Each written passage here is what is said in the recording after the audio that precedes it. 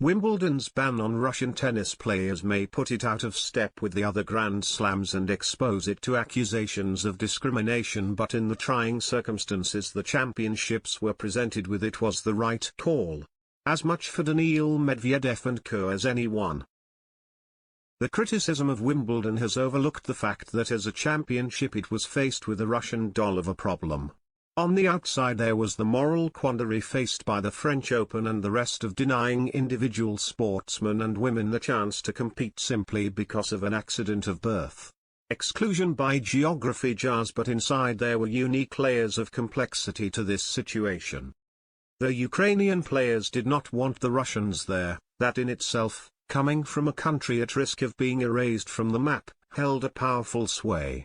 And other sports like athletics and rowing had provided a precedent in issuing bans on Russian competitors, not just teams. But the most pertinent point in Wimbledon's decision-making process, thanks to the intervention of the UK government, was the players' own safety. Not from hordes of unruly strawberry-throwing louts at SW19, but the very real menace of the Russian state itself.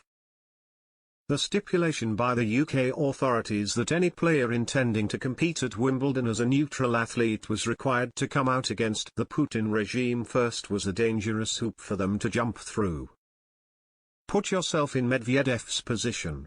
Either he backs his country's special military operation and is forever labeled a warmonger, or he effectively calls out Putin.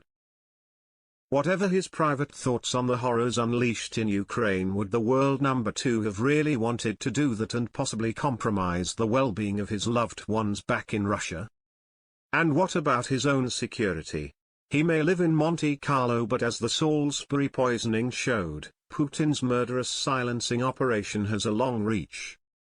He can have his moments on the court and be a pantomime bad guy sometimes, but he is no oligarch tied to the Russian state. He is simply a tennis player who happens to have been born in a country which has fallen into malevolent hands. For those Russian players who still live in their home country, like Daria Kasatkina and Veronika Kudermetova, both in the top 30 of the women's rankings, the dangers of rebel speak are even more acute. Signing a declaration of opposition for a Russian athlete comes with consequences. By banning them, Wimbledon has taken the quivering quill out of their hands.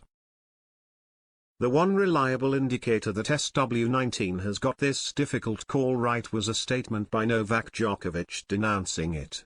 If Wimbledon is in the opposite corner to Djokovic on any given subject, its instincts are probably sound.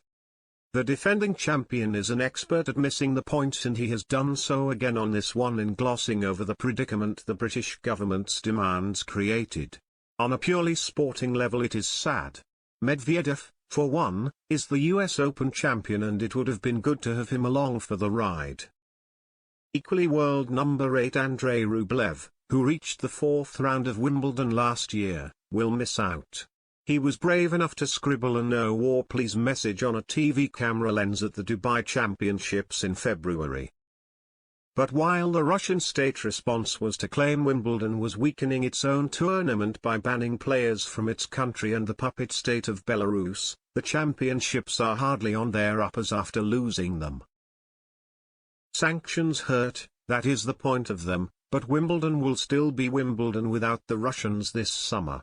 God willing, Medvedev and the rest will be back when this madness is over.